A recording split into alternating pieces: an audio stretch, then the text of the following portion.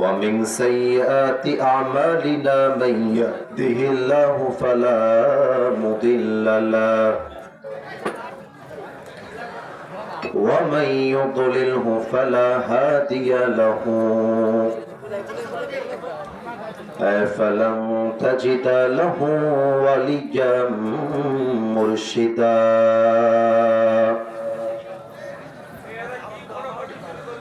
ونشهد أن لا إله إلا الله وحده لا شريك له هو الذي لا ضد له ولا ند له لا مثل له ولا مثيل له ولا كفيل له এই তোমরা ওখানে দাঁড়ায় আছো কেন? দাঁড়ায় আছো কেন তোমরা ভাই? নওগাঁর মানুষকে আমি ভালোবাসি, মানে একটা সিস্টেম নাই, আদব নাই, জায়গায় ডান পাশে ফাঁকা আছে, দাঁড়ায় আছেন কেন আপনারা? আমি একজন মেহমান হয়ে, মুসাফির হয়ে আপনাদের কাছে আবদার রাখলাম, ইটস নট অর্ডার, আমার আবদার এটা। যা দাঁড়িয়ে আছেন এখনই বসে যাবেন, আপনারা না বসলে আমি আসি পুজো আমার আরবি খুতবা পাঠ করবো না। বসেন বসেন প্রিয় ভাইয়া, ডানে যা দাঁড়িয়ে দাঁড়িয়ে বসে পড়েন, বসে পড়েন। মাশাআল্লাহ, বসে পড়েন ভাইজান, বসে পড়েন আপনারা। হ্যাঁ ডানে, তোমাদেরকে কি আমার পায়ে ধরে বলতে হবে আমার বসো না? তোমার বসো। মুরব্বীরা বসে আছে আর ওরা দাঁড়িয়ে আছে। আস্তাগফিরুল্লাহ আস্তাগফিরুল্লাহ। ونشهد أن لا إله إلا الله وحده لا شريك له هو الذي لا ضد له ولا ند له لا مثل له ولا مثيل له ولا كفيل له لا شبه له ولا شبيه له ولا ولد له ولا والد له وهو الواحد الفرد الصمد لم يلد ولم يولد ولم يكن له كفوا أحد ونشهد أن سيدنا ونبينا وحبيبنا وحبيب ربنا وطبيبنا وطبيب أرواحنا محمدا عبد الله ورسوله أرسله بالحق بشيرا ونذيرا وداعيا إلى الله بإذنه وسراجا وقمرا منيرا أما بعد فأعوذ بالله من الشيطان الرجيم بسم الله الرحمن الرحيم قل يا عبادي الذين أسرفوا على أنفسهم لا تقنطوا من رحمة الله إن الله يغفر الذنوب جميعا إنه هو الغفور الرحيم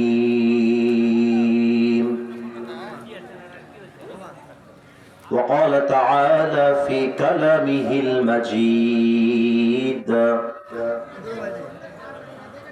ورحمتي وسعت كل شيء وقال تعالى في كلامه المجيد فإن مع العسر يسرا إن مع العسر يسرا. وقال تعالى في كلامه المجيد لا تحزن إن الله معنا. وقال رسول الله صلى الله عليه وسلم تركت فيكم أمرين لن تضلوا ما تمسكتم بهما كتاب الله وسنة رسوله أو كما قال عليه الصلاة والسلام إن الله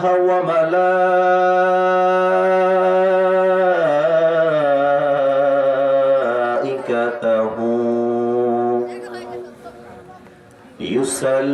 يصلون على النبي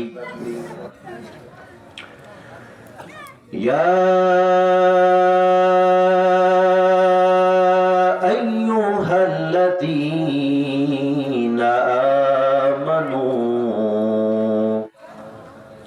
صلوا عليه وسلموا تسليما. اللهم صل على محمد وعلى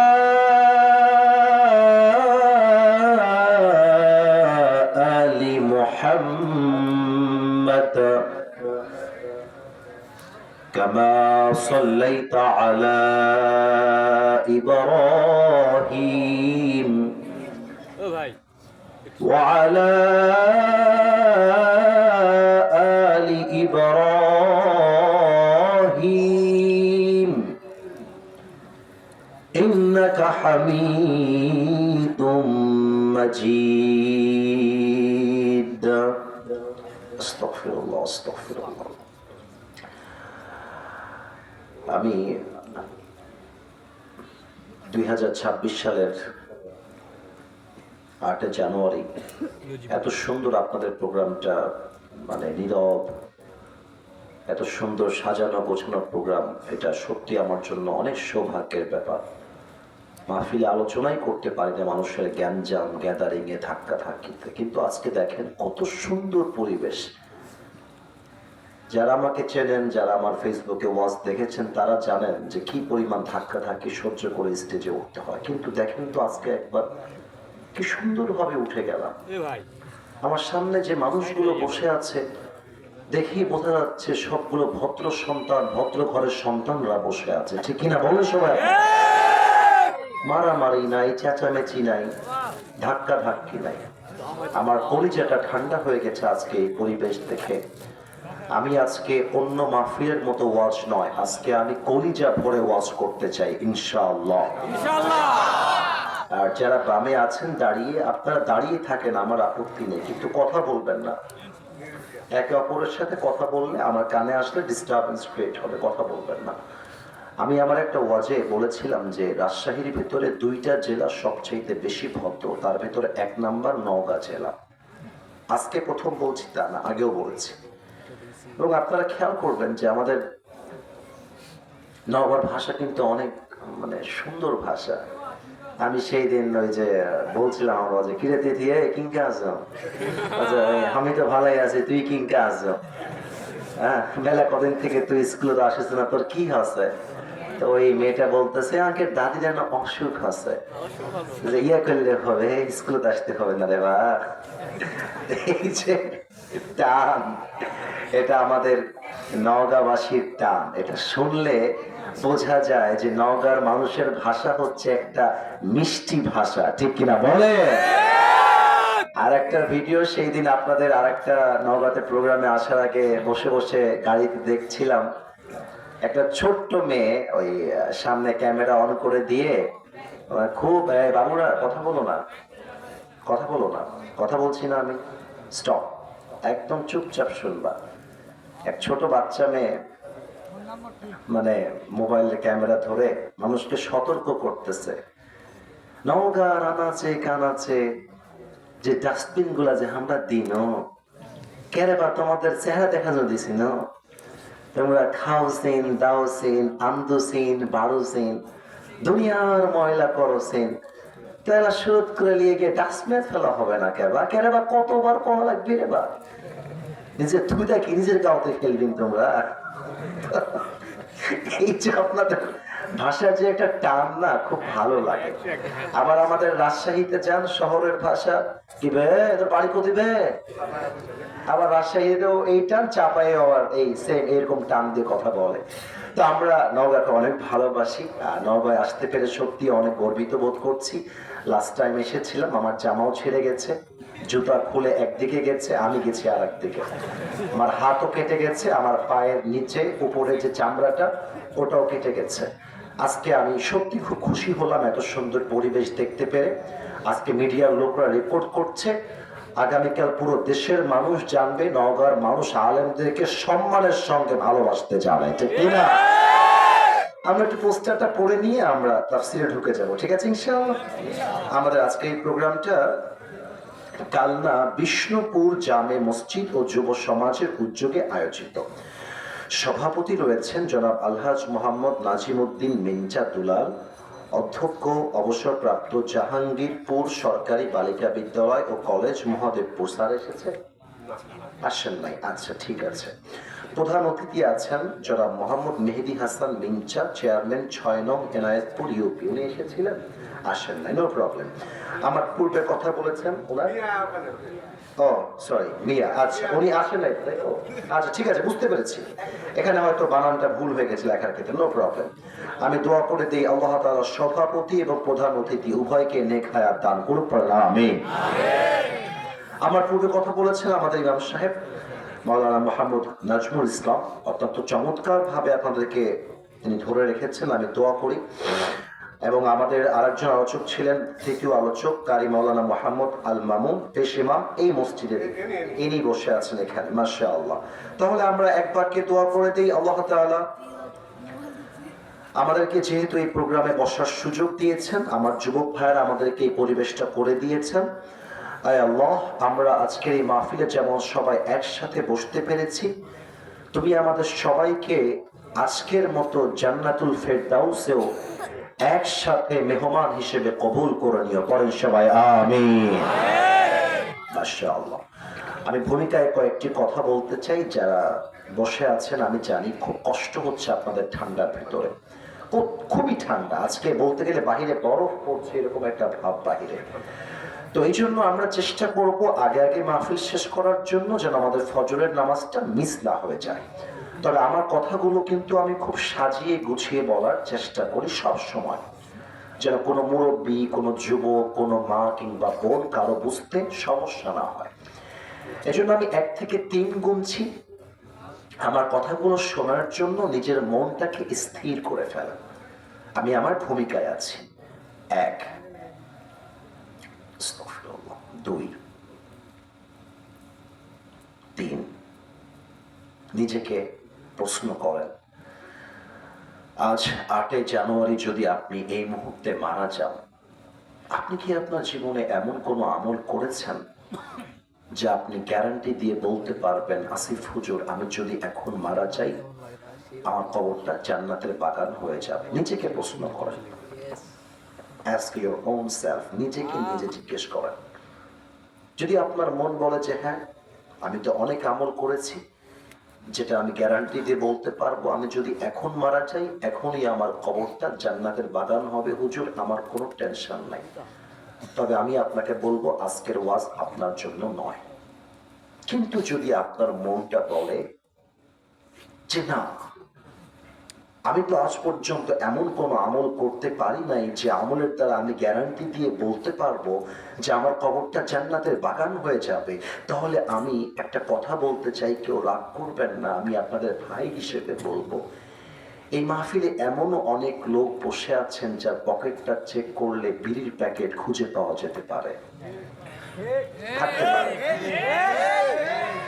এখানে এমনও যুবক বসে আছে, আমি যদি তার ফোনটা বের করে ফোনটা বের করলাম, বের করে আনলক করলাম, এমনও হতে পারে এখানে এমন যুবক বসে আছে যার মোবাইল ফোনের আনলক করলে, চেক করলে অনেক মেয়ের উলঙ্গ ভিডিও ছবি খুঁজে পাওয়া যাবে।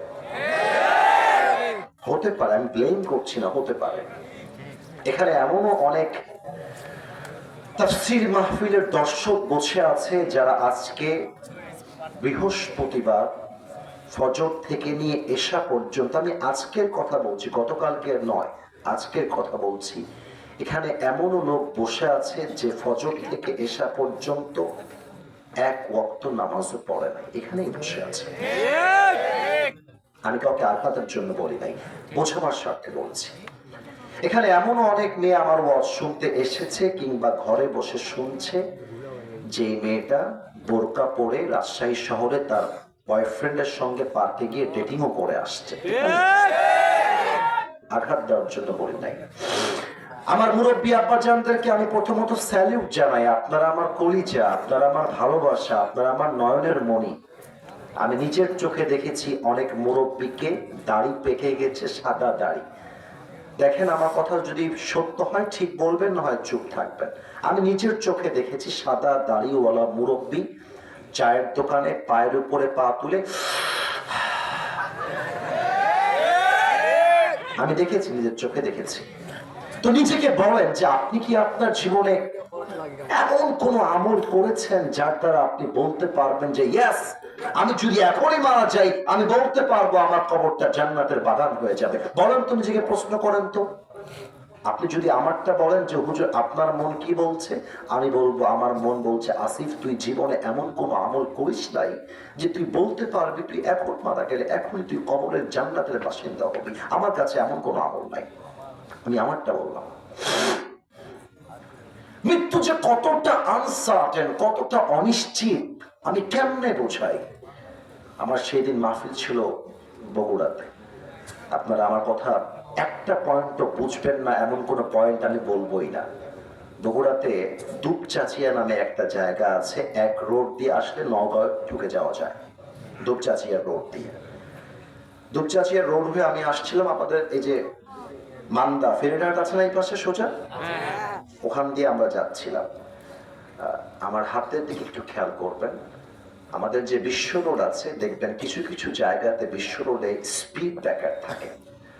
স্পিড ব্রেকার মানে হচ্ছে বিট, উঁচা উঁচা বিট থাকে, তাই না?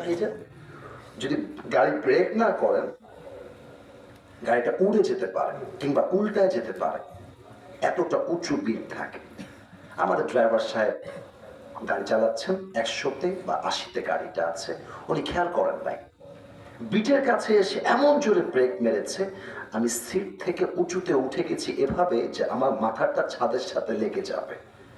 সাথে সাথে আমি কালেমা পড়েছি, লা ইলাহা ইল্লাল্লাহ মুহাম্মাদুর রাসূলুল্লাহ। মনে হয়েছে এই তো আমি কবরের বাসিন্দা হয়ে যাব। আমি তো চাদর গায়ে দিয়ে আছি, আপনারা বুঝতে পারছেন না। আমার এই যে ওয়েস্ট কোট, এই যে জামা, এই যে টুপি, এই যে চাদর, এগুলো দামি। আমি অহংকারের জন্য বলছি তা না। এই যে চাকচিক্যময় পোশাক আমি পরে আছি, আমি যদি এই রোডে আজকে মারা যাই সবাই ধরতে আসবে, ধরো ধরো, আসিফ হুজুর লাশ হয়ে গেছে।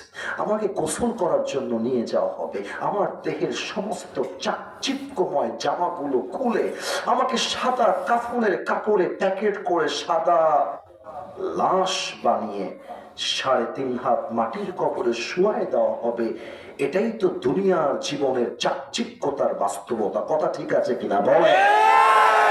রূপেরই গৌরবে সাজিয়াছ সাজ,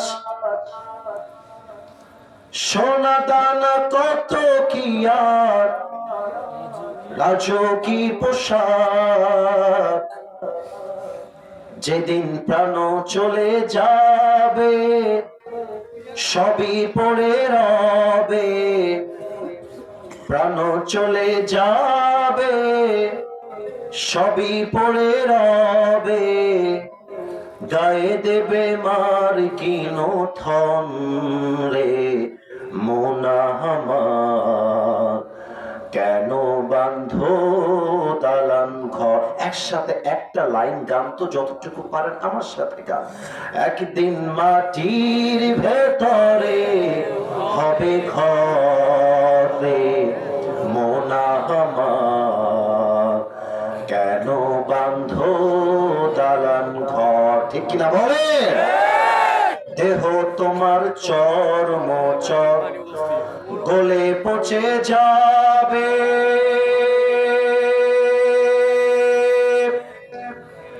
শিরার উপর শিরাগুলি ছিন্ন ভিন্ন হবে, মন্ড মিরু দণ্ড সবই হবে খণ্ড খণ্ড, মন্ড মিরু দণ্ড সবই হবে খণ্ড খণ্ড, পড়ে রবে মাটির উপরে মোনা আমার, কেন বান্ধো দালান ঘর। একদিন মাটির ভেতরে হবে ঘর রে মোনা আমার, কেন বান্ধো দালান ঘর। ঠিক কিনা বলেন? This is the circle of life, this is the nature of life. হঠাৎ করে আপনি আমি চলে যাব, এটা আমাদের জীবনের আসল বাস্তবতা। এজন্য আমরা আজকে আল্লাহর পথে ফিরে আসতে চাই। কথা বলছে কি এখানে? এই ছেলে, ডিসেন্ট ম্যানার নাই তোমার ভিতরে? প্রত্যেকটা মানুষ চাতক পাখির মতো বসে আসলে কথা বলতেছো, ঠিক? doesn't make any sense. একটা বুদ্ধি থাকে তো মানুষের। আচ্ছা ঠিক আছে, আর কথা বলবেন না, যা হওয়ার হয়ে গেছে, আর কোনো কথা না। আপনারা যারা এসেছেন আপনারা 3টা তাকবীর দিবেন, আমরা তাফসীরে প্রবেশ করতে চাই এই মুহূর্তে। বিশ্বাস করেন এত ঠান্ডা পরিবেশ দেখে আমার মনটা আজকে ঠান্ডা হয়ে গেছে। এজন্য আমাকে কথা বলার স্পেস তথা সুযোগ তৈরি করে দেওয়া লাগবে। আমরা 3টা তাকবীর দিব আল্লাহর নামে, তাকবীর শেষ তাফসীর শুরু হবে। সবাই প্রস্তুত হয়ে যান। আমি জানি ঠান্ডা লাগছে, তবে আমার মনে হয় নগর যুবকরা যদি একবার জেগে ওঠে ঠান্ডা মান্ডা সব পালিয়ে যাবে। সবাই মিলে একটু বেয়াদবি নেবেন না, মুরব্বী যুবক সবাই মিলে একটা কাশি দেন। গলা ঠিকঠাক হয়ে গেছে সবার?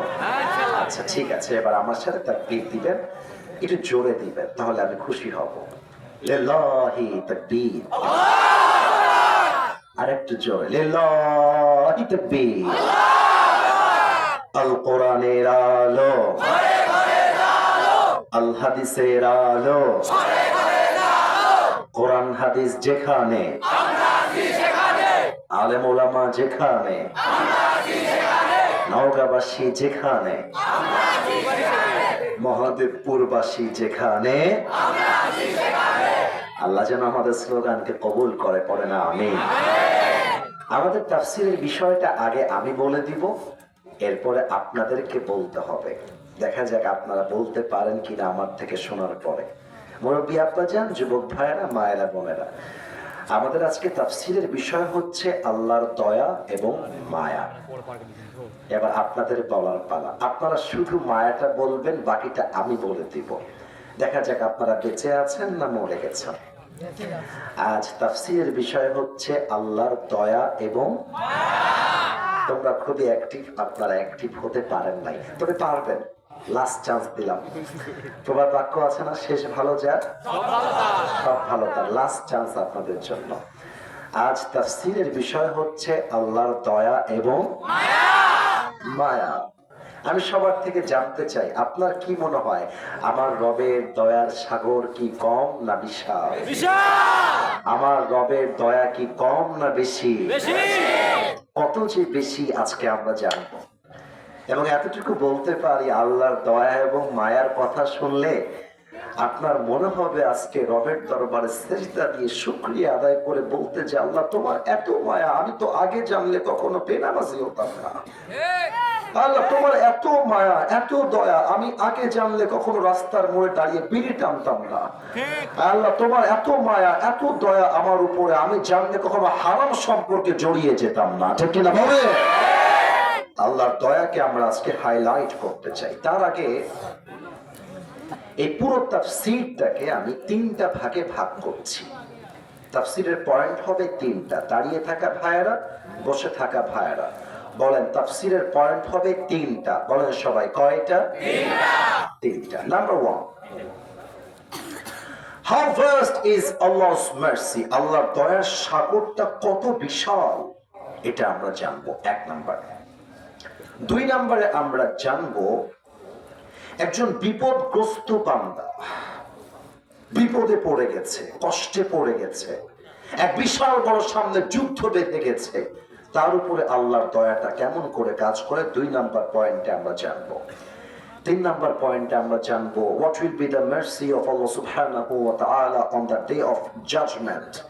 কিয়ামতের দিন বান্দার উপরে আল্লাহর দয়া কিভাবে কাজ করবে, কি হবে সেদিন, যেদিন হাসরের ময়দানে মানুষগুলো উলঙ্গ হয়ে দৌড়ে বেড়াবে। ইয়াউমা ইয়াফিরুল মারউ মিন আখি ওয়া উম্মিহি ওয়া আবিহি, ভাই তার ভাইকে চিনবে না, মা তার সন্তানকে চিনবে না, সন্তান তার মাকে চিনবে না। কিভাবে আল্লাহ সেদিন আমাদেরকে দয়া করবেন, মায়া করবেন, জানার দরকারটা বলেন তো সবাই আছে না নাই? আসুন আমরা let's come to the main point. আমরা তাফসীরে ঢুকে গেলাম। أعوذ بالله من الشيطان الرجيم. قل يا عبادي الذين أسرفوا على أنفسهم لا تقنطوا من رحمة الله إن الله يغفر الذنوب جميعا إنه هو الغفور الرحيم. আল্লাহ বলছেন, হে আমার বান্দারা, যদি তোমার জীবনে অনেক পাপ হয়ে যায়, অনেক অন্যায় হয়ে যায়, পাহাড় পরিমাণ অন্যায় যদি হয়ে যায়, আমি আল্লাহর দয়ার থেকে একটা মুহূর্তের জন্য নিরাশ হয়ে যেও না। আল্লাহ বলছেন, যখন তোমার অন্যায় হয়ে যাবে, পাপ হয়ে যাবে, দুটো হাত আল্লাহর দরবারে তোলো, আল্লাহকে বলো, আল্লাহ আমার মতো পাপী এই জগতে আর কেউ নাই, ও আল্লাহ আমি তোমার দয়ার ভিখারি, আল্লাহ তুমি আমাকে মাফ করে দাও। আল্লাহ আল্লাহ বলছেন, ইন্নাল্লাহা ইয়াগফিরুদ যুনুবা জামিআ, আমার বান্দা যখন তওবার জন্য দুটো হাত তুলবে, আমি আল্লাহর ওয়াদা হলো আমার বান্দার চোখের পানি নাকের ডগায় আসার আগেই আমি আল্লাহ আমার জীবনের, আমার বান্দার জীবনের সব গুনাহকে মাফ করে দিব। এত আস্তে সুবহানাল্লাহ পড়লেন, আমার মন তো ভালো লাগলো না। বলেন সবাই সুবহানাল্লাহ। আরেকবার দিল থেকে পড়েন সবাই মিলে সুবহানাল্লাহ। আমাদের এই নওগাঁ হচ্ছে একটা জেলা, আমাদের থানা হচ্ছে মহাদেবপুর। আমার কথা ভুল হলো না ঠিক হলো? নওগাঁতে কিন্তু অনেক থানা আছে। মনে করেন মহাদেবপুর থানাতে আমাদের লোক আছে 30,000। কথার কথা, এক্সাম্পল দিচ্ছি, this is not a reality, উদাহরণ দিচ্ছি। মহাদেবপুরের ভাইয়ার আরেকবার উত্তর দেন আমাকে, কত হাজার লোক আছে? 30,000। কেউ যেন আওয়াজ কমে না যায়। মিডিয়া দেখেন সব আমার দিকে তাকায় আছে, কালকে পুরো দেশ দেখবে। আরে কথা বলবেন এমন আওয়াজে যেন প্রমাণ হয়ে যায় নওগাঁর মহাদেবপুরের সন্তানরা কোনো কাপুরুষের সন্তান নয়, সব বীর পুরুষের সন্তানগুলো আমার সামনে বসে আছে। 30,000 লোকের এক জাতি হলো মহাদেবপুরের জাতি, 30,000 লোকের একটা কম আমাদের।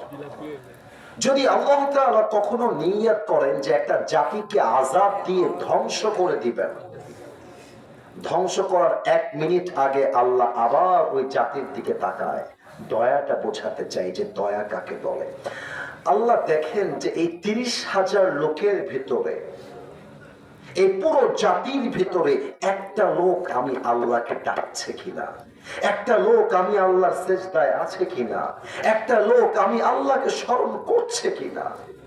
সবাই যদি গুনাহগার হয় আর একজন মানুষ যদি মুখ দিয়ে বলে আল্লাহ আল্লাহ আল্লাহ, আল্লাহ বলছে ওই একটা বান্দার জন্য আমি পুরো কওমের আযাবটাকে ক্ষমা করে দেই। কত বিশাল দয়া! আপনারা যে মাটিতে বসে আছেন খেয়াল করবেন হাদিসগুলো, এটা যেন আপনার কানকে ক্রস করে চলে না যায়। আর একটা বিষয় বলে দেই, সবাই চুপচাপ বসে আছেন, দোয়া পর্যন্ত কেউ ডান বাম করবেন না। দোয়া পর্যন্ত কেউ যদি উঠে যায় আর আপনাদের চোখে পড়ে যায় যে উঠে যাচ্ছে, পালিয়ে যাচ্ছে, ওর লুঙ্গিটা টান দিয়ে ধরে বসায় দেওয়া লাগবে। তবে খেয়াল করবেন লুঙ্গি যেন খুলে না যায়। খবরদার, আমি সবাইকে বলে দিলাম, এরপরেও যদি কেউ উঠে যায় ওর জীবনেও বিয়ে হবে না।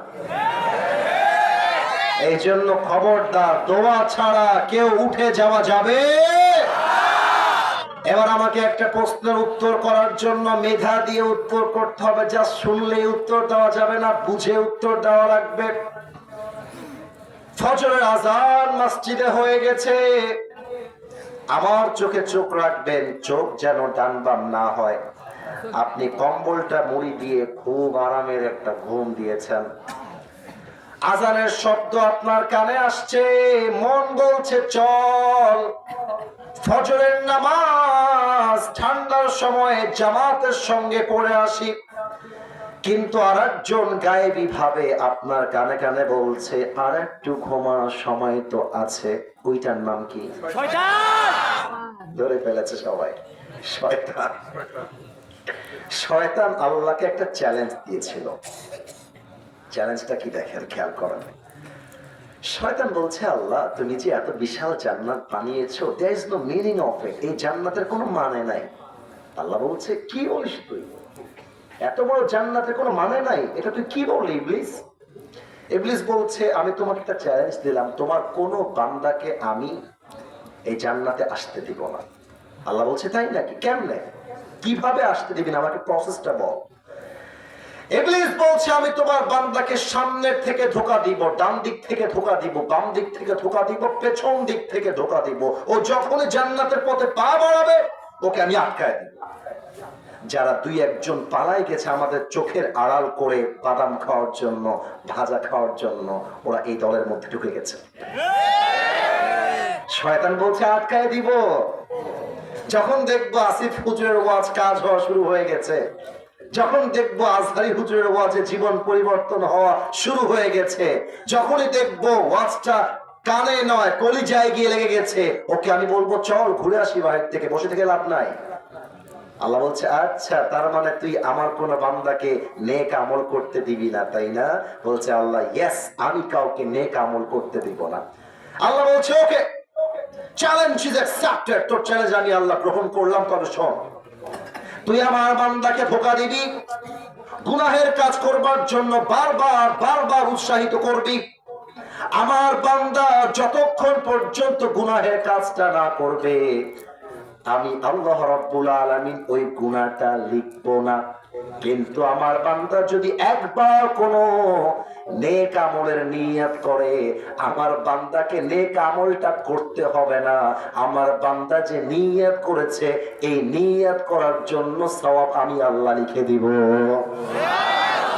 শুধু নিয়ত, আমল তো আপনি করবেন এটা পরের ব্যাপার, কিন্তু আপনি যে নিয়ত করলেন যে আল্লাহ আগামীকাল আমি তাহাজ্জুদটা পড়বো, এটা আমার মনের নিয়ত। আল্লাহ বলছে বান্দা পরেরটা পরে দেখা যাবে, তুই যে নিয়ত করলি তাহাজ্জুদ পড়লে যে সওয়াব হতো আমি আল্লাহ তোর আমলনামায় সেই সওয়াবটা লিখে দিলাম।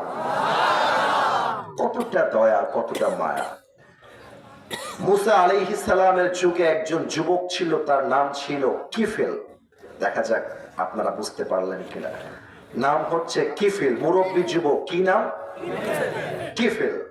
আরেকবার সবার থেকে শুনতে চাই, কি নাম? কিফিল। এটা বনি ইসরাঈলের বর্ণনা। এটা বলা জায়েজ, এটা বলা নাজায়েজ কিছু নয়। ওই যুবক এমন একজন যুবক ছিল, শুনতে একটু খারাপ লাগবে, তবে আমি জাস্ট বোঝাবার স্বার্থে ঘটনা বলতেছি যাতে আল্লাহর দয়াটা আপনারা বুঝতে পারেন। এই যুবক প্রত্যেক দিন এক একজন নারীকে বাসায় নিয়ে আসতো আর তার সঙ্গে জেনা তথা ব্যভিচার করত। এক এক দিন এক এক নারী, এক এক দিন এক এক নারী, অলওয়েজ নিউ, প্রতিনিয়ত সে নারী পরিবর্তন করত আর জেনা করত। একদিন একজন সুন্দরী মেয়েকে কিফিল তার বাসায় নিয়ে আসছে। কিফিল যখন তার সঙ্গে জেনার কাজ করতে যাবে, হঠাৎ করে তার চোখে চোখ পড়েছে কিফিলের। লুক অ্যাট মাই আইস, আমার চোখের দিকে তাকা। তো দেখতেছে এই দুই চোখ দিয়ে অঝরে মেয়েটার পানি ছড়তেছে। কিফিল বলতেছে, আশ্চর্য কথা, আজ অব্দি এত পতিতা আমার বাসায় এসেছে, কারো চোখে তো পানি দেখি নাই, সবাই তো টাকার বিনিময় ইজ্জতকে বিলীন করে দিয়েছে, এই মেয়ের চোখে পানি কেন? Why she is crying? তোমার চোখে পানি কেন? প্রিয় বোন আমার, দৌড় দিয়ে আসছি ওর কাছে। মেয়েটা বলছে, কিফিল দেখো, আমি কোনো পতিতা না, আমি কোনো প্রস্টিটিউট না, আমি একজন পবিত্রা মেয়ে, আমি একজন মুসলমান ঘরের মেয়ে। আমার গায়ে আজ অব্দি কোনো পুরুষ কখনো হারাম ভাবে টাচ করে নাই, তুমি প্রথম যে আমার ইজ্জত নিতে আসছো। একটা কথা কিফিলের কলিজায় গিয়ে আঘাত করছে যে ওকে কেউ টাচ করে নাই, আমি ওর ইজ্জত নষ্ট করতে আসছি। কিফিলের নিয়ত পরিবর্তন হয়ে গেছে। কিফিল বলছে, প্রিয় বোন আমার, আমি তোমাকে কিফিল ওয়াদা দিলাম, তোমাকে একটা টাচ আমি হারাম ভাবে করব না, ওই আল্লাহর দিকে তাকিয়ে আজকে আমি তোমাকে মুক্ত করে দিলাম। মেয়েটার চোখের পানি আরো বেড়ে গেছে। বলছে, কিফিল তুমি কি আমাকে সত্যি ছেড়ে দিয়েছো, আমাকে হারাম কাজে বাধ্য করবো না? বলছে, হ্যাঁ হ্যাঁ সত্যি তোমাকে ছেড়ে দিয়েছি। তো মেয়েটা বলছে, তোমার যদি কিছু চাওয়ার মতো থাকে আমাকে বলো। যুবক বলছে, কিচ্ছু চাই না, তুমি জাস্ট আল্লাহর কাছে দোয়া করে দাও যে আল্লাহ তুমি এই যুবককে মাফ করে দাও, আমাকে যেন আল্লাহ মাফ করে, এটা ছাড়া আমার আর চাওয়ার মতো কিছু নাই। মেয়েটা দোয়া করে বাড়ি থেকে বের হয়ে গেছে। এবার কিফিল আল্লাহর দরবারে দুই হাত তুলে বলছে, আল্লাহ আমি আমার জীবনে কত মেয়ে ইজ্জত নষ্ট করেছি, আমি গুণে বলতে পারবো না, আয় আল্লাহ তুমি আমারে মাফ করে দাও, আমাকে তুমি মাফ করে দাও। তওবা করতে করতে সেজদায় লুটিয়ে গেছে আর আল্লাহকে বলছে, আল্লাহ আমার তওবা যদি কবুল হয়ে থাকে, এখনই এই মুহূর্তে তুমি আমাকে পৃথিবীর থেকে তুলে নাও। এই কথা বলতে বলতে কিফিল কালেমা পড়তে পড়তে রবের দরবারে ফিরে গিয়েছে। সুবহানাল্লাহ। এই মুরব্বী আব্বা জান, এই যুবক ভাইয়েরা, এই মায়েরা, এই বোনেরা, যে আল্লাহ কিফিলের মতো একজন জেনাকারকে দিনের পরে দিন যে জেনা করেছে, নেশা করেছে, এত মেয়ের ইজ্জত নষ্ট করেছে, ওই কিফিলকে যদি আল্লাহ ক্ষমা করতে পারে তার দয়া দিয়ে, ওই আল্লাহ কি এখনো নাই? আরো জোরে, ওই আল্লাহর দয়া কি এখনো নাই? আমার পাপের খবর আমার বাপ জানলে আমাকে সন্তান বলে পরিচয় দিত না, আমার ওয়াইফ জানলে আমাকে স্বামী বলে পরিচয় দিত না, আমার বোন জানলে আমাকে ভাই বলে পরিচয় দিত না, সমাজের লোক জানলে আমাকে ঘর থেকে বের করে দিত। আমার গুনাহের খবর কেউ না জানো, আমার গুনাহের খবর জানে এক সত্তা, বলেন সবাই তিনি কে? পৃথিবী না জানুক আমি তো জানি, আমি কি পাপ করেছি হায়, আমার পাপের করলে বিচার, বাঁচার আমার নাই উপায়, দয়াময় প্রভু মাফ করো আমায়, মাফ করো আমায়। পড়েন সবাই আওয়াজ দিয়ে আমিন। দুই নাম্বার পয়েন্টে ঢোকার আগে একটা প্রশ্ন করতে চাই, বেঁধে যাবেন না আর ভয় পাবেন না। নওগাঁর মানুষ একমাত্র আল্লাহকে ছাড়া দ্বিতীয় কাউকে ভয় করে কথা বলে না, এটা আমার বিশ্বাস। আর আপনারা ভয় পাবেন কেন? এটা তো 5 আগস্টের আগের বাংলাদেশ নয়, এটা তো 5 আগস্টের পরের বাংলাদেশ। আমি একটা কথা বলে দিয়ে যাই, কার মাইন্ডে লাগবে এটা নিয়ে আমি ভাবতে চাই না। আমার কথা, আমাকে যদি হক কথা বলতে কেউ কোথাও বাধা দেয়, যুবকরা তার পিঠের চামড়ায় একটাও বাকি রাখবে। যারা আপনারা আমাকে চেনেন, আমার একটা মাহফিলে কেউ বাধা দিয়েছিল, কেউ কি দেখেছেন কখনো? সবাই দেখেছেন? আপনারা দেখেছেন যুবকরা তার অবস্থা কি করেছিল, এবং লাস্টে ওই নেতা ক্ষমা চাইতে বাধ্য হয়েছিল। আমি সত্য কথা বলছি ভাই, আমি রাজনৈতিক কোন দলের সাথে জড়িত না, তবে আমাদের একটা দাবি আছে। কি দাবি জানেন? আগামী পার্লামেন্টটা চলতে হবে আল্লাহর কোরআনের সংবিধান দিয়ে। আগামী দেশটা চলতে হবে আল্লাহর এই কোরআন দিয়ে। কথা ঠিক আছে কিনা?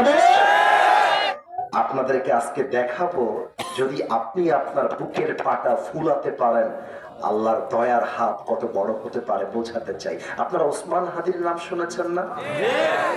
হতে চেয়েছিল এমপি, আল্লাহ ওকে বানায় দিয়েছে বাদশাহ। আল্লাহ বলছে, বান্দা তুই যদি আমারে ভরসা করতে পারিস, আমার দয়া যে কত বিস্তীর্ণ, আমার দয়ার সাগর যে কত বিশাল, তুই শেষ করতে পারবি না রে বান্দা। আচ্ছা আমি প্রশ্ন করছি, let's ask you very very important question. আমার উত্তরটা জোরে চাই। বলেন তো, নবীজির কোন ছেলে সন্তান কিংবা পুত্র সন্তান দুনিয়াতে কেউ বেঁচে ছিল না? উত্তর সঠিক হয়েছে, কিন্তু আসতে বলেছেন। কেউ কি ছেলে সন্তান বেঁচে ছিল না? ছিল না। আচ্ছা, যেই মেয়েগুলো বেঁচে ছিল, একজন মেয়েকে নবীজি অনেক ভালোবাসতেন। ওই মেয়েটার নাম কি ছিল? একজন আগ বাড়িয়ে বুঝে গেছেন, একটু হাত তুলবেন কে? সবার আগে উনি বুঝতে পেরেছেন। মাশাআল্লাহ, আমার আব্বা জান বুঝতে পেরেছে। ফাতেমা রাদিয়াল্লাহু তাআলা আনহা। 3 নাম্বার প্রশ্ন, বলেন তো ফাতেমা রাদিয়াল্লাহু তাআলা আনহার যিনি স্বামী ছিলেন বীর বাহাদুর, তার নাম কি ছিল? আলী রাদিয়াল্লাহু তাআলা আনহু। Right answer. একটাও কিন্তু আপনারা বলতে চান নাই। লাস্ট প্রশ্ন, ফাতেমা রাদিয়াল্লাহু তাআলা আনহার গর্ভে আল্লাহ তাআলা 2 জন জান্নাতের সর্দার পাঠিয়েছেন। কি কি নাম? হাসান ওয়া হুসাইন রাদিয়াল্লাহু তাআলা আনহুমা। এবার আমার 2টা হাত তুলছি, কাউকে হাত তুলতে হবে না। You just have to look at my 2 hands. আমার 2টা হাত আপনারা শুধু দেখবেন, তুলতে হবে না। আমার হাত যেদিক যেদিক ঘোরাবো আপনার চোখও সেদিক সেদিক ঘুরতে হবে, তাহলে হাদিসটা ভালো করে বুঝে আসবে। একটু ডান দিকে তাকান সবাই। এখানে একটা পর্দা আছে বিশাল লম্বা। এবার আমার দিকে তাকায় বলেন, দেখা যায় নাকি যায় না? এখানে একটা পর্দা আছে না নাই? এটা হচ্ছে একটা দেয়াল। এই দেয়ালের নাম আমি দিলাম আজকের এই মহাদেবপুরের মাহফিলে ডান দেয়াল। বাম দিকে একটা দেয়াল, বলেন সবাই আছে না নাই? পেছনে তাকান তো, এখানে একটা দেয়াল আছে না নাই? এবার আসেন, let's come to the main হাদিস। আমরা হাদিসে চলে আসি। মদিনা এমন একটা শহর ছিল, এমন একটা শহর, নবীজির শহরের 3 পাশে দেয়াল, কেউ চাইলেও আসতে পারবে না। যদি কেউ আসতে চায় একটা গেট দিয়ে আসতে হবে, ওইটাই খোলা, বাদ বাকি সব রাস্তা বন্ধ। উহুদের যুদ্ধের পরে, বদরের যুদ্ধের পরে আল্লাহ তাআলা মুসলমানদেরকে একটা বিজয় দিলেন, বিপ্লবী বিজয়। এমন একটা ভাব তৈরি হয়ে গেল, মনে হচ্ছে পুরো বিশ্বে ইসলামের পতাকা, কালেমার পতাকা ছড়িয়ে যাবে। কিন্তু মহাদেবপুরের ভাইয়ারা, আমার কি মনে হয় জানেন? 5 আগস্টের পরে আমার মনের মধ্যে এই চিন্তাটা এসেছে যে আগামীতে কালেমার পতাকা জাস্ট বাংলাদেশের সংসদে নয়, আগামীতে কালেমার পতাকা, ইসলামের পতাকা আমেরিকার হোয়াইট হাউসেও পৌঁছায় যাবে। কোন একদিন এদেশের আকাশে কালেমার পতাকা দুলবে, সেদিন সবাই খোদাই বিধান পে দুঃখ বেদনা ভুলবে। ঠিক কিনা বলে? সেদিন আর রবে না হাহাকার, অন্যায় জুলুম অবিচার, থাকবে না অনাচার দুর্নীতি কদাচার, থাকবে না অনাচার দুর্নীতি কদাচার, সকলেই শান্তিতে থাকবে।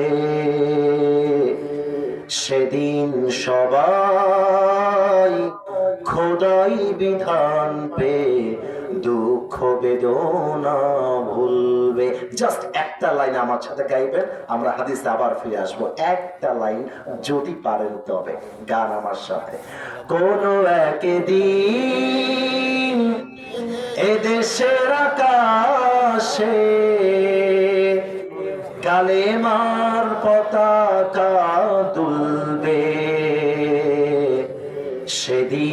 সবাই খোদাই বিধান পে দুঃখ বেদনা ভুলবে, ঠিক কিনা বলে? উহুদের যুদ্ধের পরে, বদরের যুদ্ধের পরে মুসলমানদের বিজয় হয়ে যাবে এমন একটা ভাব পুরো বিশ্বে তৈরি হয়ে গেল। এবার কাফেরদের গায়ের মধ্যে গাত্রদাহ শুরু হয়ে গেল, জ্বালা পোড়া শুরু হয়ে গেল। এবার কাফেররা মিলে প্ল্যান করলো, চলো আমরা সবাই মিলে মদিনায় গিয়ে আক্রমণ করব।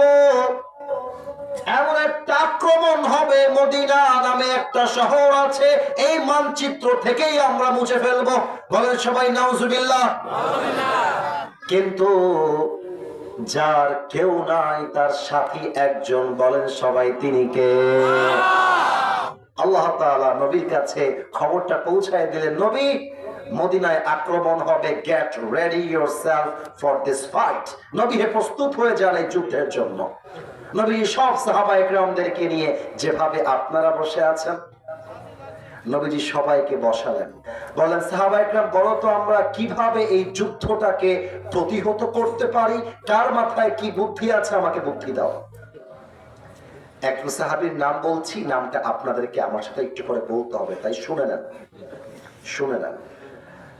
নাম হচ্ছে সালমান ফারসি।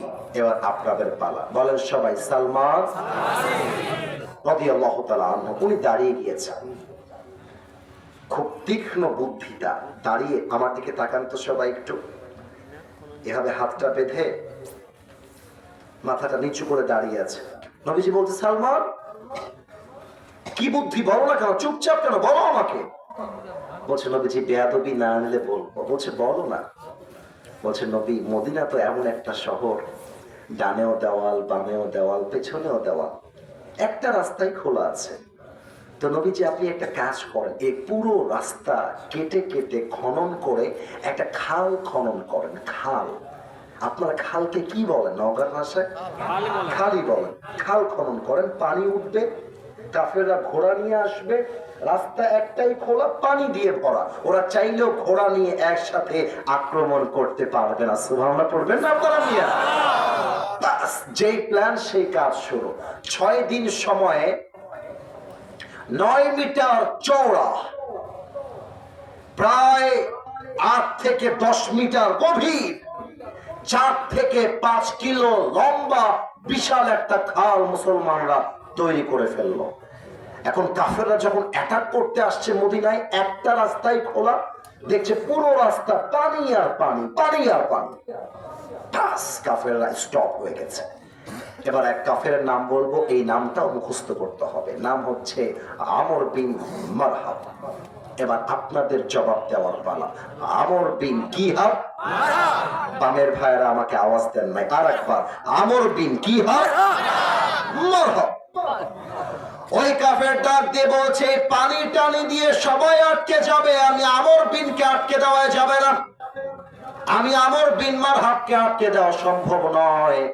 আমি এই পানি সাঁতরে সাঁতরে একাই গিয়ে মদিনায় অ্যাটাক করব। যেই কথা সেই কাজ, লাভ দিয়েছে, পানিতে লাভ দিয়েছে, সাঁতরে সাঁতরে মদিনায় পৌঁছায় গিয়েছে। মদিনায় ঢুকে চিৎকার দিয়ে বলছে হালুম্মু ইলাইয়া ইন কুনতুম সাদিকিন। কোন বাপের বেটা আছিস আমি আমর বিন মারহাবের সঙ্গে যুদ্ধ করবি, বুকের পাটা থাকলে আমার সামনে দাঁড়িয়ে যা। হালুম্মু ইলাইয়া ইন কুনতুম সাদিকিন, কে আছিস বের হ। সব সাহাবীরা বের হয়ে আসছে, নবীজিও বের হয়ে আসছে। সাহাবীরা যখন দেখছে এটা আমর বিন মারহাব, এ তো এক বিশাল বীর সৈনিক, বাহাদুর। আমার মাথার টুপির দিকে খেয়াল করেন, এই টুপিটা হচ্ছে কাপড়ের টুপি, কিন্তু আমর বিন মারহাবের মাথায় যে টুপিটা আছে এটা লোহার টুপি। আমার বুকের দিকে খেয়াল করেন, আমি জামা পরে আছি কাপড়ের জামা, ও এই পুরো জামাটা হচ্ছে লোহার জামা। কেউ সামনে আগায় না। নবীজি বলছে সাহাবায়ে কেরাম কে আছো আমর বিন মারহাবের সঙ্গে যুদ্ধ করে মুসলমানদের ঐতিহ্যকে ধরে রাখবা, কোন বাপের বেটা আছো দাঁড়িয়ে যাও। কেউ দাঁড়ায় না, কিন্তু পেছন থেকে আলী রাদিয়াল্লাহু তাআলা আনহু, বয়স সবচেয়ে কম, হাত তুলে দিয়েছেন। বলেন আল্লাহু আকবার। আপনারা আমি আরবিটা বলছি, এরপরে বাংলায় তর্জমা করলে একটু হাসবেন, তবে তর্জমাটা আসলে এরকমই হবে। নবীজি বলছে ইজলিস ইয়া আলী ফাইন্নাকা লা তাযালু হাদীসাস সিন্নি। আমি যদি বাংলা ভাষায় মজা করে বলি এর অর্থ হবে এরকম, সোনামণি নতুন নতুন বসো বসো। নবীজি বলছে আলী তোমার বয়স কম, তুমি নতুন মানুষ, বসে যাও, দাঁড়িয়েও না, বসো। আলী একটা ধমক খেয়ে লাফ দিয়ে বসে গেছে। এবার আমর বিন মারহাব বলছে কিরে, তোরা না বলিস শহীদ হয়ে গেলে আল্লাহর জান্নাত পাবি, কোন বাপের বেটা কি শহীদ হতে চাস না? আর আমার সামনে কে শহীদ হতে চাস, হাত তোল। কেউ হাত তোলে না। আবার আলী রাদিয়াল্লাহু তাআলা আনহু 2 হাত তুলে দিয়েছে। নবীজি বলছে আলী বসো, আলী বসো, ছোট বয়স কম, তোমার বসো। এবার লাস্ট টাইম, তৃতীয়বার আমর বিন মারহাব, নওগাঁর ভাইয়েরা খুব বাজে ভাষায় কথা বলেছে। আমি ওই ভাষার দিকে যাব না, জাস্ট ইঙ্গিতে বলছি। কে এটা, কে এটা? এই যে মাঝখানে 2 জন। তো তোমরা যদি ঠান্ডার মধ্যে ওয়াজ শুনতে না পারো, তোমরা আলীর মতো মাঠে ময়দানে যুদ্ধ করবা কেমন করে? ঠিক না?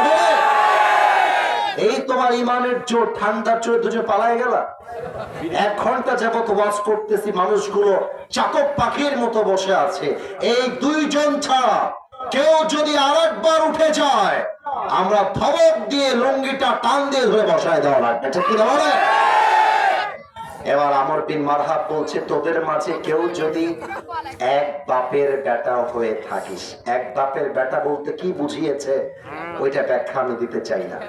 তোদের মাঝে কেউ যদি মায়ের বুকের দুধ খেয়ে থাকিস, তোদের মাঝে কেউ যদি মায়ের বুককে খালি করতে চাস, সন্তানকে ইতিম করতে চাস, বউকে বিধবা করতে চাস, বুকের পাটা থাকলে আমার সামনে আয়। সব চুপচাপ বসে আছে। নবীজি বলছে কে আছো, হাত তোলো। কেউ হাত তুলে নাও। তৃতীয়বার আবারও আলী রাদিয়াল্লাহু তাআলা আনহু 2 হাতটা তুলে দিয়েছে। আল্লাহু আকবার। এবার নবীজি বলছে আলী এদিকে আসো, আমার সামনে তো দেওয়া দেখানোর মতো কিছু নেই। আচ্ছা এটা আছে, এই টিস্যুর বক্স কি দেখা যায় ভাইজান? আপনারা একটু জোরে বললে খুশি হতাম। এটা দেখা যায়? নবীজি বলছে আলী আমার কাছে আসো। এক বিশাল লম্বা তরবারি, আমি হাদিসের নামটা বলে দিচ্ছি, হাদিসে আসছে নামটা হচ্ছে জুলফিকার। বলেন একবার সবাই মিলে, কি ফিকার? জুলফিকার। আমি একটু মাইকটা হটাচ্ছি। নবীজি বলছে আলী এই নাও তোমার যুদ্ধের তরবারি। আলী ধরেছে যুদ্ধের তরবারিটা 2 হাত দিয়ে শক্ত করে। আলী তরবারি পাওয়ার পরে আর দেরি করে নাই, দৌড় দিয়েছে যুদ্ধের জন্য। নবীজি বলছে আলী আমার এদিকে আসো। আলী দৌড় দিয়ে আসছে, মালাকা ইয়া রাসূলুল্লাহ, হে নবী আপনি আমাকে আবার ডাকলেন কেন? আমি তো শহীদ হওয়ার জন্য প্রস্তুত আছি। সুবহানাল্লাহ বলেন আপনারা সবাই। নবীজি বলছে আলী যুদ্ধে যাচ্ছ ঠিক আছে, নো প্রবলেম, বাট একটা কথা মাথায় রাখবা, ইযহাব ফাইনাল্লাহা মাআকা। যাও যুদ্ধে নেমে পড়ো, কিন্তু কখনো যদি হতাশ লাগে, একা লাগে, মনে রাখবা তুমি একা নও আলী, তোমার সঙ্গে দয়া আছে, মায়া আছে, ভরসা আছে। 1 সপ্তাহ বলেন না সবাই মিলে সেই রব কে? আলী বলছে নবী আপনি টেনশন করবেন না, আলী এমন এক সাহাবী আপনার। আলী মনে প্রাণে বিশ্বাস করে যার সাথে আল্লাহ হয়ে যায় তারে কোন বাপের বেটা হারাই দিবে এমন বাপের পুত্র দুনিয়ার জন্মগ্রহণ করে নাই। আলী যুদ্ধে নেমে গেছে। চেয়ারটা একটু ছোট তো তাই আহামরি পেছনে হটতে পারবো না, তবে হাদিসটা এখন একটু অভিনয় করে বোঝাতে হবে যাতে করে বুঝাইতে আমার কোনো সমস্যা না হয়। আমি কিন্তু একটু উঁচা হয়েছি, বোঝা যায় একটু আমার কথাটা? আমি কিন্তু একটু উঁচু হয়েছি আগের চাইতে।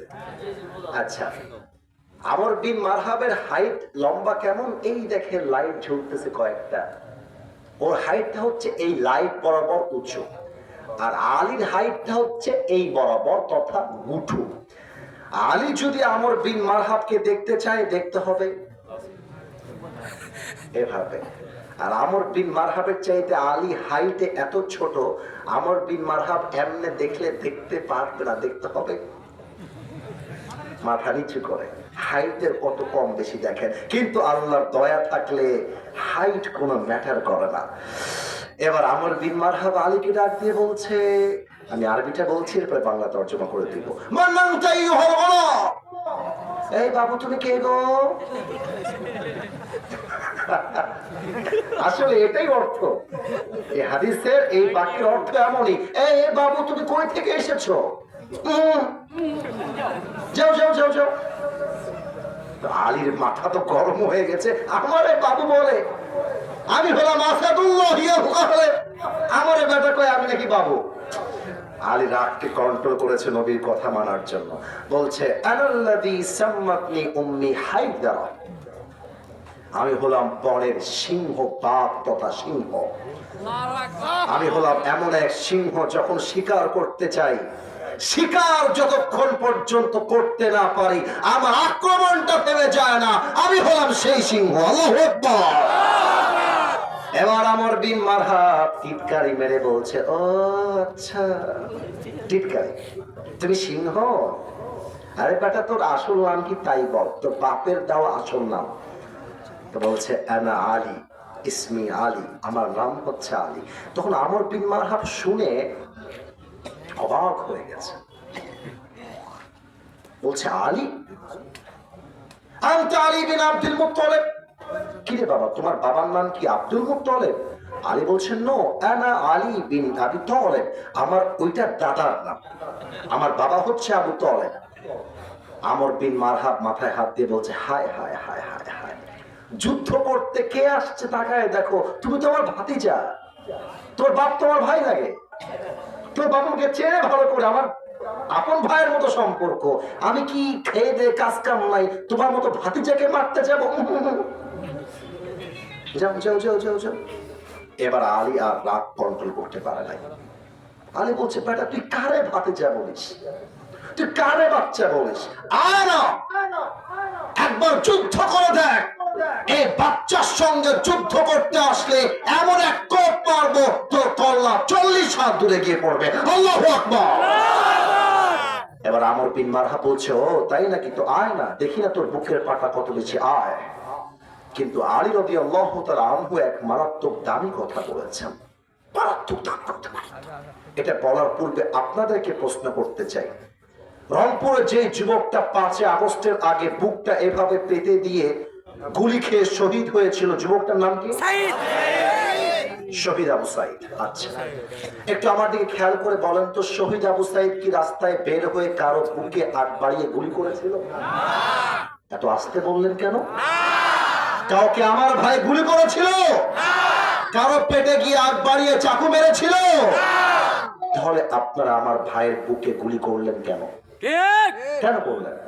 তার মানে এটা প্রমাণ করে মুসলমান কাউকে আগ বাড়িয়ে মারতে চায় না, কিন্তু মুসলমানকে মারার জন্য যে হাতটা আগ বাড়িয়ে উঠে আসে, ওই হাতকে মুসলমানরা ভেঙ্গে গুড়িয়ে দেয়। আলী বলছে, আমর বিন মারহাব, আমি তোমাকে আগ বাড়ায় মারতে পারবো না, এটা আমার ইসলাম শেখায় নাই। কথা কোন পর্যায়ে, কোন কথা বলছে, তুমি আমাকে মারবা, আমাকে যখন অ্যাটাক করবা তখন আমি তোমাকে ডিফেন্স অ্যাটাক করব। ডিফেন্স অ্যাটাক মানে বোঝেন? মানে ডাকাত আপনাকে মারতে আসছে, আপনি ডাকাতকে মারতে চান নাই, এখন ডাকাত মারতে আসার সময় আপনি দিয়েছেন চাকু ঢোকা, এটা তো কোনো অন্যায় নাই, কারণ আপনি সেলফ প্রোটেক্ট, সেলফ ডিফেন্স, আমাকে বাঁচতে হবে তো, আর আমাকে বাঁচতে হলে আমাকে যে অ্যাটাক করছে ওকে আগে মারতে হবে। কথা ঠিক আছে কিনা বলে? আগে তুমি আমাকে মারতে আসো। এবার আমর বিন মারহাব কি করেছে দেখার জন্য কিন্তু আমাকে দেখতে হবে।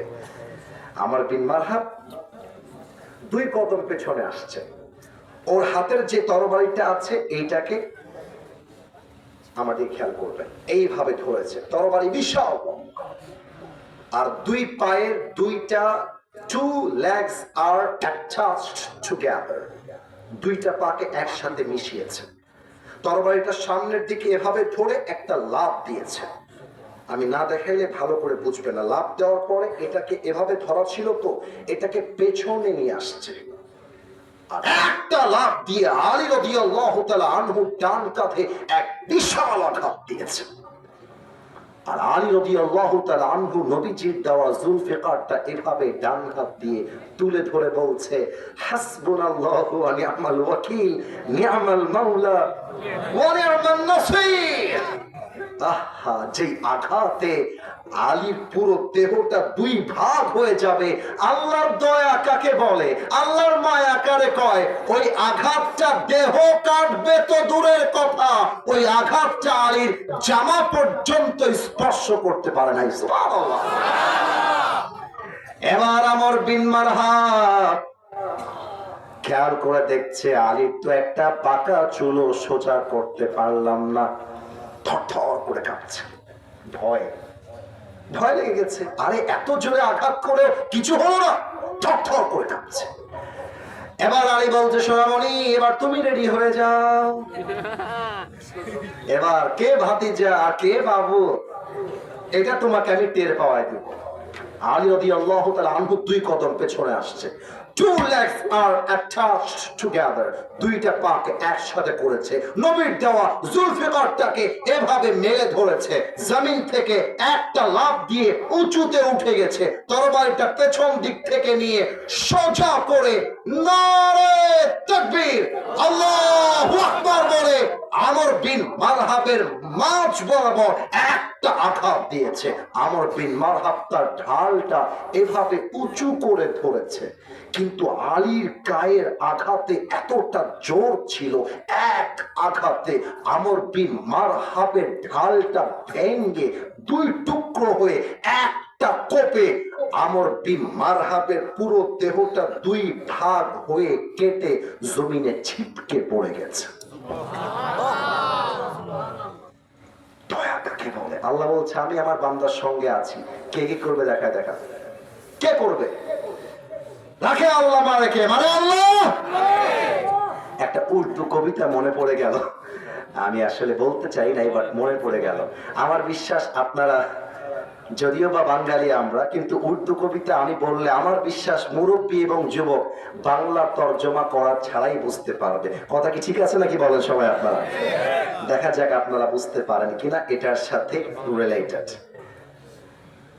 যদি আপনারা উর্দু কবিতার অর্থ সত্যিই বুঝতে পারেন, এখন যেমন ঠিক ঠিক বলছেন তখনও ঠিক ঠিক বলবেন, যাতে আমি বুঝতে পারি যে হ্যাঁ, আমি একা বুঝতেছি না, সবাই বুঝতেছে। আল্লামা ইকবাল রাহমাতুল্লাহি আলাইহি তার কবিতায় লিখেছেন, গম কে বাদ খুশি জরুর আতি হ্যায় और ये खुशी अपनी रब की तरफ से ही आती है। हर रात के बाद दिन की रोशनी जैसे छा जाती है, सबर करने वाले बंदों को खुदा की तरफ से नियामत वैसे ही मिल जाती है। जो दुख में भी अपनी रब को याद करता है, रब उसका हाथ कभी नहीं छोड़ता। जो दुनिया से कुछ ना कहे बस अपनी रब से कहता है, उसकी दुआओं का जवाब हमेशा खामोशी में आता है। मेरे दोस्त, इसलिए जब तुझे मांगना हो तो उसी से मांग, जब तुझे पुकारना हो तो उसी को पुकार, और जब तुझे भरोसा करना हो तो उसी पर कर, क्योंकि भरोसे के काबिल, एतमाद के काबिल, यकीन के काबिल, ईमान के काबिल सिर्फ वही है, वो तेरा रब है, वो तेरा अल्लाह है।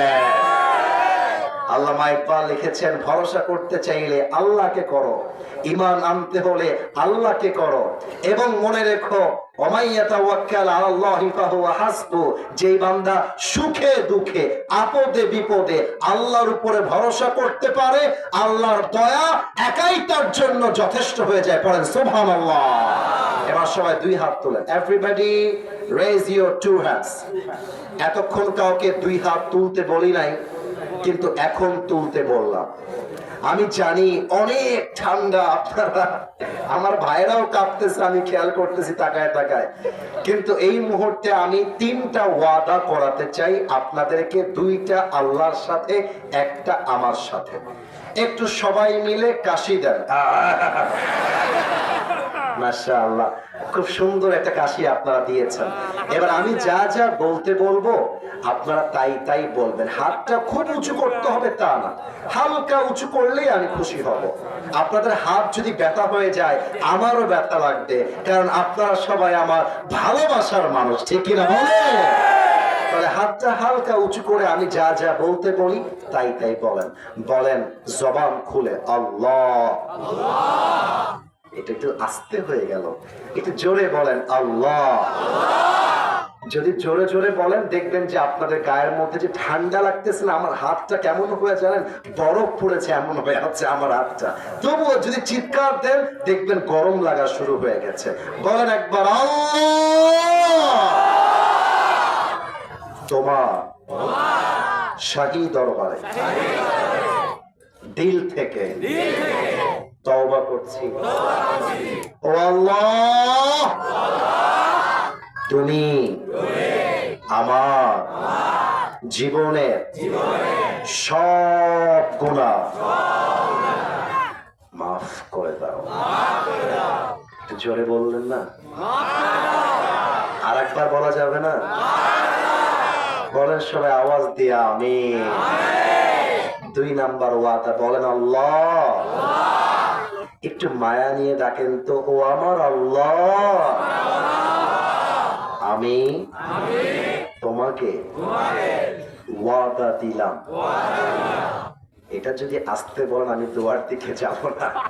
আর একবার বলেন ওয়াদা দিলাম আজ থেকে 1 ওয়াক্ত नमाज, और भी जोर से बोलो नमाज কখনো আর। এবার একটু কষ্ট করে 2টা হাত উঁচুতে তোলেন, আমি যেমনে দেখাই তেমনে করবেন, ঠিক আছে? বলেন সবাই ছাড়বো না। হাত নড়ে নাই তো ভাই, বলেন ছাড়বো না। বলেন সবাই আওয়াজ দিয়ে ইনশাআল্লাহ। এবার হাতটা নামিয়ে আমাকে একটা ডাক দেন, বলেন হুজুর। আচ্ছা আমার নাম ধরে রাখেন, আসিফ হুজুর। আমরা নওগাঁ মহাদেবপুরের সন্তান, আপনাকে ওয়াদা দিলাম দোয়া শেষ না করে আমরা কেউ উঠে এবার মাথাটা ঝাঁকিয়ে আমাকে দেখে দেখে বলেন যাব না, আর রিসোর্সে যাব না। আচ্ছা একটু মুরব্বীরা যারা এসেছেন, মায়েরা যারা এসেছেন, আবার কবে আসবো আল্লাহ ছাড়া। নতুন নতুন ওই যে একজন সাদা, ওর জীবনেও ওই বউ খুঁজে পাবে না, জীবনেও না। আমি আমার আব্বা জানদের কাছে রিকোয়েস্ট করে যেতে চাই, মায়েদের কাছে বলতে চাই, মাদক মুক্ত সমাজ করতে চাইলে যুবকদেরকে বিয়ে দেওয়া ছাড়া সেকেন্ড কোনো অপশন নাই যুবক ভাই। আমি প্রত্যেকটা আব্বাকে বলতে চাই, আপনার ছেলেকে যদি সফল দেখতে চান সঠিক সময় আপনার ছেলেকে বিয়ে দেওয়া লাগবে যুবক ভাই, ঠিক না বলেন? আমার একটা ওয়াজে মজা করে বলেছিলাম, এবারের সংগ্রাম বিয়ের সংগ্রাম, এবারের সংগ্রাম চরিত্র রক্ষার সংগ্রাম, এবারের সংগ্রাম হারাম বাদ দিয়ে হালাল ধরার সংগ্রাম, ঠিক কিনা বলেন? আচ্ছা এখানে একজন ভাই লিখেছে, হুজুর কমিটির একজন বড় ভাই সবাইকে বিয়ের উপদেশ দেয় কিন্তু ও নিজেই বিয়ে করে না।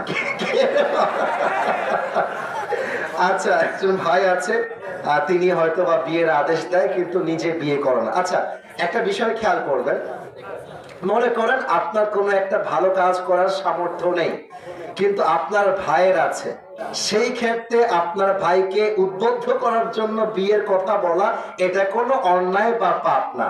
কিন্তু আপনার টাকা আছে, অর্থ আছে, সামর্থ্য আছে, নিয়ে আপনি নিজে বিয়ে করেন না, মানুষের বিয়ে করতে বলেন, এটা কিন্তু ঠিক না যুবক ভাই, ঠিক না বলে? তবে আমার মনে হয় বড় ভাই বিয়ে না করলে ছোট ভাই বিয়ে করবে কেমন করে, তাই না? বড় ভাইয়ের সিরিয়াল শেষ হলেই ছোট ভাই আসবে। আমার মনে হয় মুরব্বী, চেয়ারম্যান, বড় ভাই এবং যুব সমাজ যদি এক হয়ে যায়, কারো বাড়ি বউ ছাড়া বাড়ি হবে না, ঠিক কিনা বলে? আর একটা প্রশ্ন এখানে এসেছে, আসসালামু আলাইকুম, আমাকে বাড়ি থেকে বিয়ে দিতে চায় না, আমার বয়স হয়ে গেছে, আমি কি করতে পারি এখন? আসলে পালিয়ে যাও। পালিয়ে যাবে কেন? আব্বা আম্মাকে বোঝাতে হবে, আব্বা আম্মাকে বুঝিয়ে বলতে হবে, আব্বা তুমি আমাকে বিয়ে দিয়ে দাও, আমি ভালো হতে চাই, আমি কোনো পর্নোগ্রাফি দেখতে চাই না, নওগাঁ শহরে গিয়ে প্রেম করতে চাই না, রাজশাহীর পদ্মা গার্ডেনে গিয়ে আমি লাইন মারতে চাই না, আমি আমার বউয়ের সঙ্গে হালাল ভাবে প্রেম করতে চাই, ঠিক কিনা বলে? আমি একটা দোয়া করছি, মুরব্বীরাও একটু আমিন বললেন। আল্লাহ তুমি আমাদের সমস্ত যুবকদের যাদের বউ নাই সবাইকে দিনদার নেককার বউ দিয়ে দাও, পড়েন সবাই আমিন। যে আমিন করে নাই সে বউ পাবে না, আরেকবার পড়েন সবাই মিলে আমিন। এখানে একজন আবার ইংরেজিতে প্রশ্ন করেছে, এটা কে দিয়ে গেছে? না এটা অপরাধ না, মানে কমিটির কেউ দিয়েছে এটা ইংরেজি প্রশ্ন? না না আপত্তি নাই, আপনাকে দিয়ে গেছে।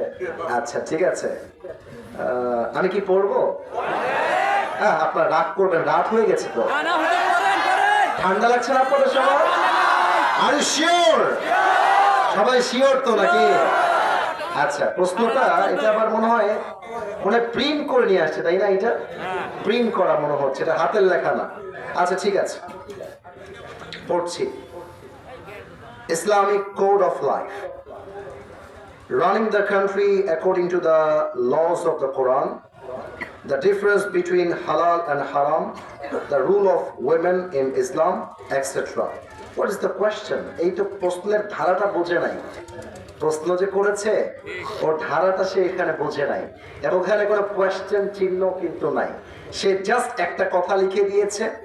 এই বাংলাদেশে বর্তমান সিচুয়েশনে কোরআন অনুযায়ী হালাল এবং হারামের যেই পার্থক্যটা আছে এবং এই ব্যাপারে নারীদের যেই ব্যাপারটা আছে, এই ব্যাপারে ইসলাম কি বলে, পার্থক্যটা কি, এবং লাস্টে লিখেছে etc, it means extra extra, মানে হচ্ছে এক্সেট্রা এক্সেট্রা, কি কি কি বিষয়ে ইত্যাদি ইত্যাদি ইত্যাদি যা যা আছে আপনি তাই তাই বলেন।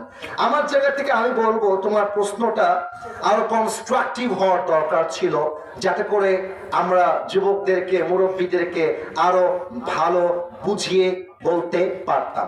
আচ্ছা তবুও আমি আমার জায়গা থেকে দুই একটি কথা বলে দেই। দেখেন, হালাল এবং হারামের পার্থক্যটা এটা আজীবন ছিল, আজীবন থাকবে। কথার কথা আমি এক্সাম্পল দিচ্ছি, খেয়াল করেন। এক হচ্ছে আপনি মাসে হালাল ভাবে চাকরি করে 10,000 টাকা বেতন কামান, এটা হালাল। আর একটা হচ্ছে আপনি দোকানে গিয়ে চাঁদা তুলে খান। এবার বলেন চাঁদা তুলে খাওয়া এটা হালাল না হারাম?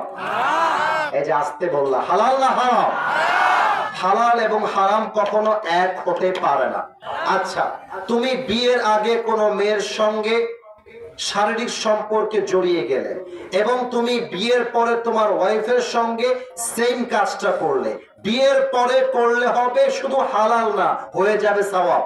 কিন্তু বিয়ের আগে জেনা তো দূরের কথা, কোন মেয়ের দিকে বাজে চোখে তাকালেও আমল নামায় জেনার গুনাহ আছে না নাই?